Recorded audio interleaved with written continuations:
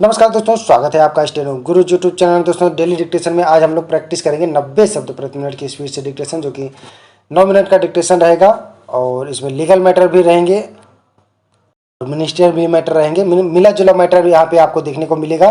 और ये 90 शब्द प्रति मिनट की स्पीड से रहेगा। हमारी मासिक पत्रिका के भाग 3 से रहेगा, जिसका प्रतिलेखन संख्या 23 और 24 है। डिक्टेशन लिखने से पहले दोस्तों इसमें आए हुए कुछ कठिन शब्दों का हम लोग अभ्यास कर लेते हैं, जिससे डिक्टेशन लिखते समय हमारे हाथ ना रुकें।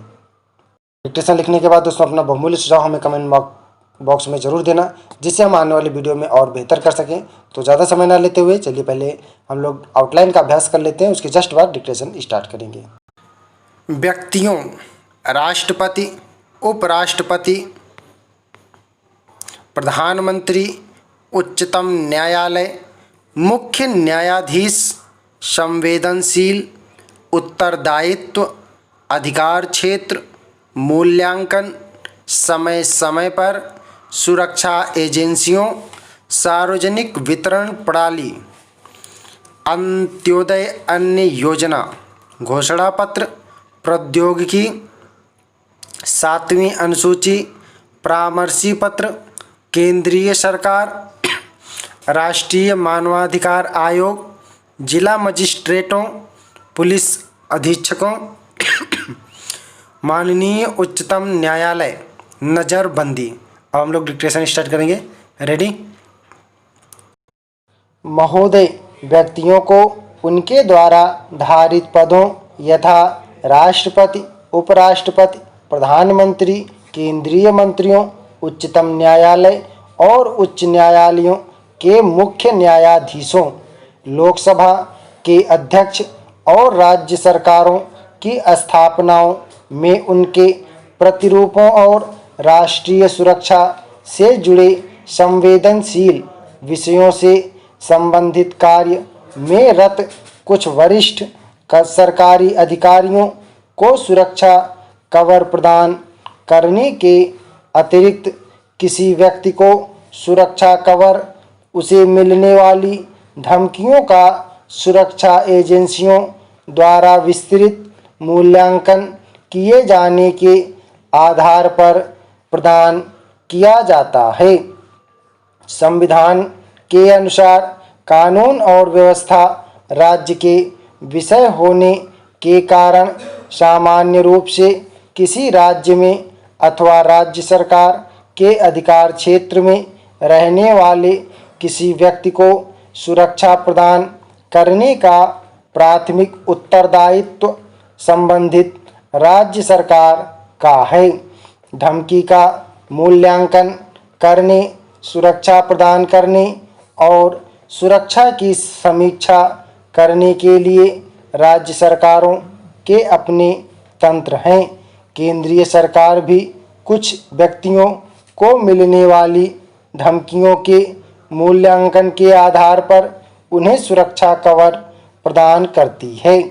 ऐसे व्यक्तियों को दी जाने वाली सुरक्षा आवधिक समीक्षा की शर्त के आधार पर जारी रखी जाती है, वापस ले ली जाती है, कम कर दी जाती है, बढ़ा दी जाती है। अतः केंद्रीय सूची में संरक्षित लोगों की संख्या समय समय पर बदलती रहती है। तथापि आज तक धमकी के आधार पर केंद्रीय सूची में संरक्षित व्यक्तियों की संख्या 270 है।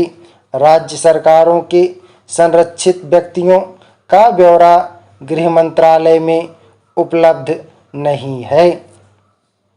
जहां तक सुरक्षा पर होने वाले व्यय का संबंध है, इसे बिल्कुल सही निर्धारित कर पाना कठिन है, क्योंकि इसमें सुरक्षा कर्मियों का वेतन और भत्ते, संचार, परिवहन, वाहन आदि से संबंधित व्यय शामिल हैं, जिसका लेखा जोखा सुरक्षा प्रदान करने वाली अन्य सरकारों की एजेंसियों सहित विभिन्न सुरक्षा एजेंसियों के संबंधित बजट शीर्षों के अंतर्गत रखा जाता है।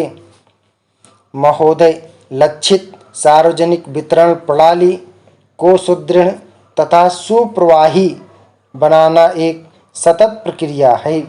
लक्षित सार्वजनिक वितरण प्रणाली की कार्य प्रणाली में सुधार करने और प्रणाली में पारदर्शिता लाने के लिए सरकार नियमित रूप से परामर्श जारी करती है तथा सम्मेलन आयोजित करती है, जिनमें राज्य सरकारों से अनुरोध किया जाता है कि वे बीपीएल तथा अंत्योदय अन्न योजना परिवारों की सूची की नियमित समीक्षा करें, आवंटित खाद्यान्नों के वितरण में सुधार करें, उचित दर दुकानों पर खाद्यान्नों की समय पर उपलब्धता सुनिश्चित करें, लक्षित सार्वजनिक वितरण की कार्यप्रणाली में पारदर्शिता बढ़ाएं, विभिन्न स्तरों पर निगरानी तथा सतर्कता तंत्र में सुधार करें, आदर्श नागरिक घोषणा पत्र को अपनाएं, सूचना प्रौद्योगिकी उपकरणों का प्रयोग करें तथा उचित दर दुकानों और प्रचालनों की व्यवहार्यता में सुधार करें आदि। महोदय, भारत के संविधान की 7वीं अनुसूची के अनुसार पुलिस और लोक व्यवस्था राज्य के विषय हैं। अभिरक्षा के दौरान मौतों सहित प्रत्येक अपराध में राज्य सरकार द्वारा कार्रवाई की जानी होती है। तथापि केंद्रीय सरकार द्वारा परामर्शी पत्र और राष्ट्रीय मानवाधिकार आयोग द्वारा दिशा निर्देश और सिफारिश जारी की जाती है। अभिरक्षा के दौरान हिंसा को रोकने के एक महत्वपूर्ण उपाय में राष्ट्रीय मानवाधिकार आयोग द्वारा वर्ष 1993 में सभी राज्य सरकारों को सलाह दी गई थी कि वे सभी जिलों के जिला मजिस्ट्रेटों और पुलिस अधीक्षकों को निर्देश जारी करें कि वे अभिरक्षा के दौरान हुई मौतों और बलात्कारों की घटनाओं की रिपोर्ट घटना होने के 24 घंटे के भीतर राष्ट्रीय मानवाधिकार आयोग के महासचिव को भेजें और शीघ्र ही रिपोर्ट भेजने में असफलता से यह धारणा उत्पन्न होगी कि मामले को दबाने का प्रयास किया गया था। इसके अतिरिक्त दंड संहिता की धारा 176 में दंड प्रक्रिया संहिता अधिनियम 2005 के तहत संशोधन किया गया था ताकि पुलिस हिरासत में मौत अथवा किसी व्यक्ति के लापता होने अथवा किसी महिला से बलात्कार के मामलों में न्यायिक जांच को अनिवार्य बनाने का प्रावधान किया जा सके।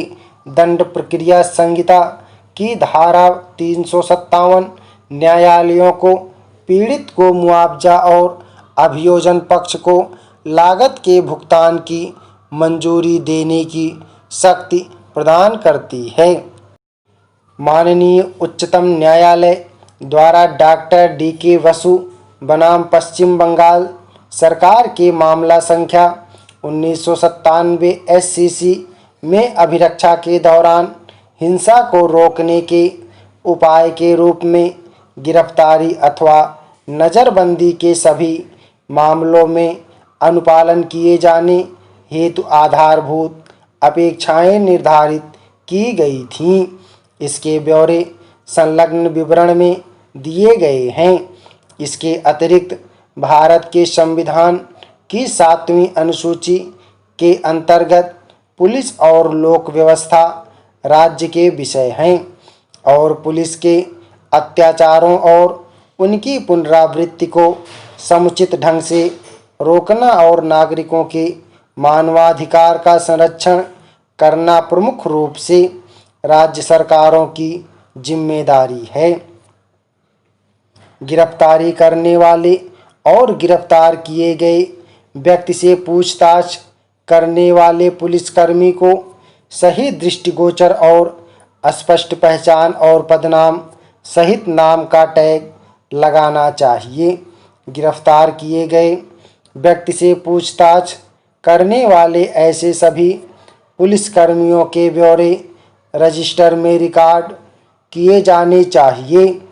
गिरफ्तार करने वाले पुलिसकर्मी द्वारा गिरफ्तारी के समय एक गिरफ्तारी ज्ञापन तैयार किया जाएगा, जिसका कम से कम एक ऐसे साक्षी द्वारा सत्यापन किया जाना होगा जो या तो गिरफ्तार किए गए व्यक्ति के परिवार का सदस्य हो अथवा जिसे इलाके से गिरफ्तार की गई थी उस इलाके का प्रतिष्ठित व्यक्ति हो।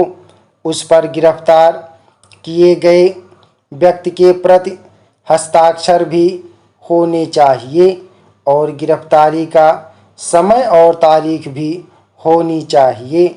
स्टॉप। तो दोस्तों आप लोग इसको प्रैक्टिस करिएगा। 9 मिनट 19 सेकंड का डिक्टेशन है, 90 शब्द प्रति मिनट की स्पीड से था। तो यह डिक्टेशन हमारी मासिक पत्रिका भाग 3 के प्रतिलेखन संख्या 23 और 24 से था। अगर इसका PDF आपको चाहिए तो वीडियो के डिस्क्रिप्शन में लिंक दिया गया है, वहां से डाउनलोड कर सकते हैं। उम्मीद करता हूँ वीडियो आपको पसंद आया होगा, तो वीडियो को लाइक कर देना और अपने दोस्तों के साथ भी शेयर करना ताकि वो भी इसका लाभ ले सकें। और जाने से पहले अगर अभी तक आपने चैनल को सब्सक्राइब नहीं किया है तो प्लीज़ सब्सक्राइब कर लेना, साथ में नोटिफिकेशन बेल ऑन रखना। तो मिलते हैं अगले वीडियो में नए डिक्टेशन के साथ, तब तक के लिए बाय। Thanks for watching. जय हिंद, जय भारत।